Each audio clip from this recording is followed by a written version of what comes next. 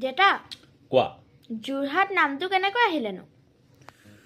যোৰহাট নামটোৰ পিছত তিনিটা কাহিনী আছে প্ৰথম কথা হ'ল যোৰহাটৰ মাজমজিয়াত দুখন বজাৰ আছে এখন হ'ল মাছৰ হাট এখন হ'ল চকীৰ হাট হাট মানে বজাৰ জুৰিয়া হাট দুখন হাট বা দুখন বজাৰ গতিকে যোৰহাট বুলি কয় বহুতৰ মতে আকৌ সেইটো কথা হেনো নহয় যোৰহাটৰ মাজমজিয়াত দুটা মন্দিৰ আছিল হয়নে সেই মন্দিৰ দুটা থকাৰ কাৰণে মানুহে ভক্তি ভাৱত দূৰৰ পৰাই হাত জোৰ কৰি যায় হয়নে জোৰ কৰি যোৱাৰ কাৰণে ঠাইডোখৰৰ নাম হ'লগে যোৰহাট হয় নহয় তৃতীয় সূত্ৰটো আকৌ আৰু ধুনীয়া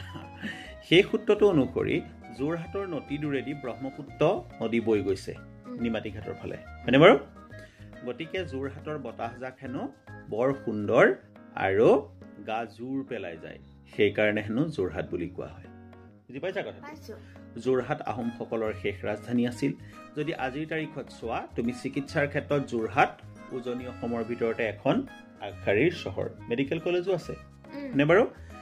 গুৱাহাটী ডিব্ৰুগড় শিলচৰৰ পিছতেই যোৰহাটৰ স্থান আহে হয় নহয় যোৰহাট এখন বিশাল বজাৰ উজনি অসমৰ বহু মানুহে যোৰহাটক ব্যৱসায়িক কেন্দ্ৰ হিচাপে ব্যৱহাৰ কৰি আহিছে thank you very much please stay ৱাচিং our videos keep commenting and don't forget to share